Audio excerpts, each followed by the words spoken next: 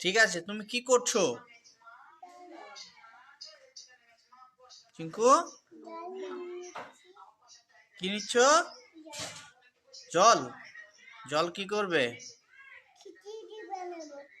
খিচুড়ি বানাবে? হয়েছে, জল দেওয়া হয়েছে। চলো দেখি খিচুড়ি কিভাবে রান্না করছো।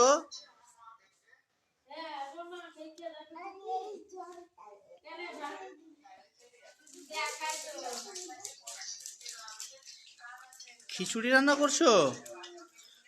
তাই তো। এটা কি কি দিয়েছো তুমি?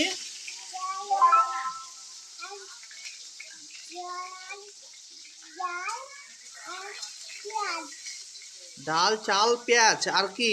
জল। আর কি দিয়েছো?